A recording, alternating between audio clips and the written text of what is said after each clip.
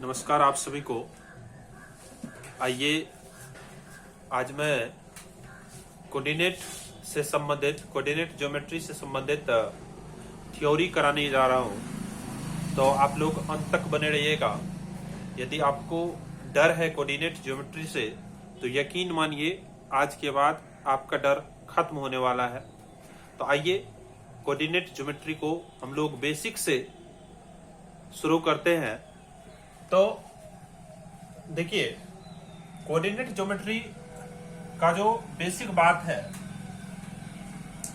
उसमें सबसे पहली बात तो आपको निर्देशांक तल या कार्तीय तल आनी चाहिए। इसका नाम है कार्तीय तल। आप कोऑर्डिनेट ज्योमेट्री पढ़ रहे हैं,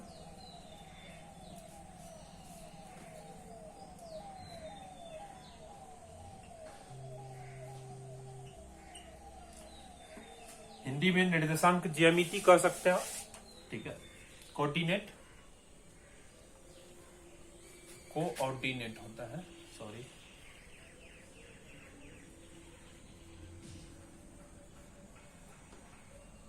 कोऑर्डिनेट ज्योमेट्री। देखिए, इधर यदि आप बढ़िएगा तो पॉजिटिव होता है, ऊपर यदि जाइएगा तो निगेटिव होता है, और सॉरी, ऊपर बढ़िएगा तो पॉजिटिव, नीचे आइएगा तो निगेटिव, और लेफ्ट साइड आइएगा तो निगेटिव होगा, ठीक है। कहने का अर्थ यह है, इस बिंदु को यदि ओ बोल दोगे, ओ पर ओरिजिन होता है यानी मूल बिंदु होता है, तो इधर आइएगा तो एक पॉजिटिव, 2 3 4 ऐसे बढ़ना, नीचे आएगा तो -1 -2 -3 -4 इसी तरह बढ़ना।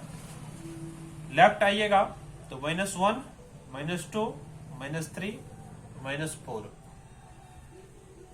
ऊपर बढ़िएगा तो +1 2 3 और 4, इस तरह से ऊपर आप बढ़ सकते हैं। अब देखिए, ये जो मूल बिंदु है इसका निर्देशांक, पहले तो इस बात को समझिए, इस रेखा को क्षैतिज रेखा कहते हैं,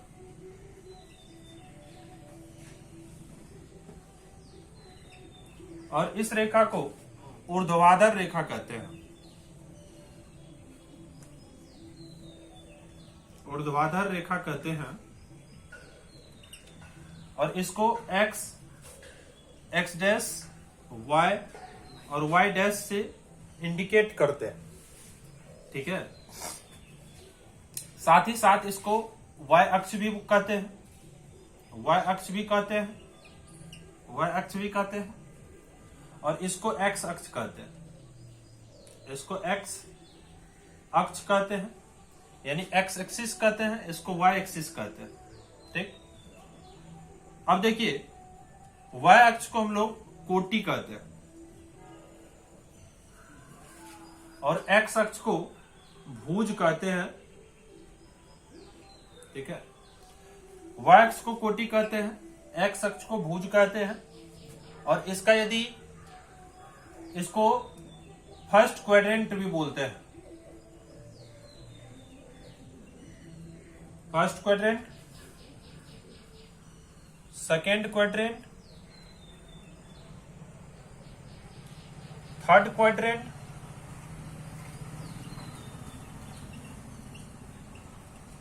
फोर्थ क्वाड्रेंट,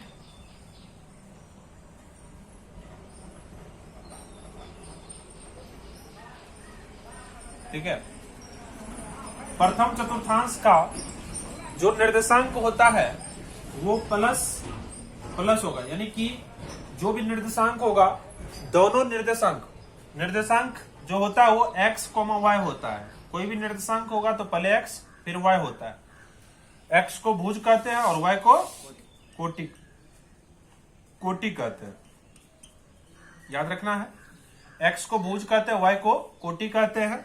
जब भी निर्देशांक लिखा जाएगा जब भी कोऑर्डिनेट लिखा जाएगा तो पहले x फिर y लिखा जाएगा, और यहाँ पे कोई न कोई वैल्यू होगा, कोई न कोई वैल्यू होगा, तो जो भी वैल्यू होगा वो दोनों पॉजिटिव होगा फर्स्ट क्वाड्रेंट में। सेकेंड क्वाड्रेंट में एक यानी x वाला माइनस होगा, y वाला प्लस होगा। आप देख भी सकते हैं कि x वाला माइनस है और y वाला प्लस है। थर्ड क्वाड्रेंट में आइएगा तो x वाला भी माइनस है, y वाला भी माइनस है, ये माइनस कॉमा माइनस हो जाएगा।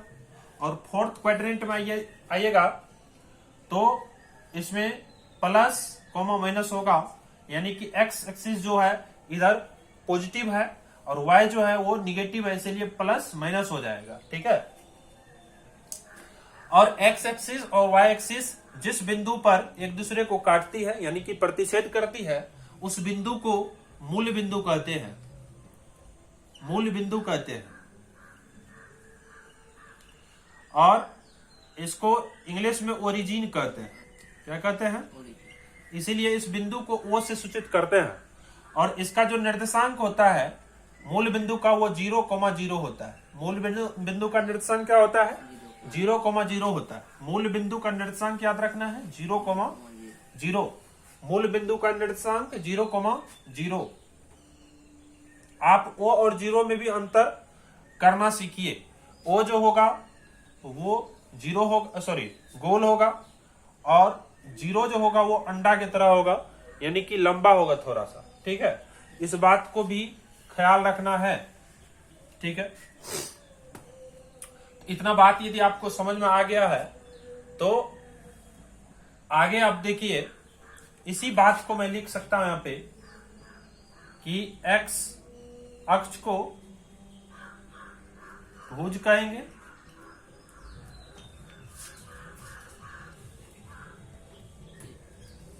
y अक्ष को कोटि कहेंगे। थर्ड बात यह होगा कि क्या हुआ, ठीक है, मूल बिंदु का जो निर्देशांक होगा, मूल बिंदु का जो निर्देशांक होगा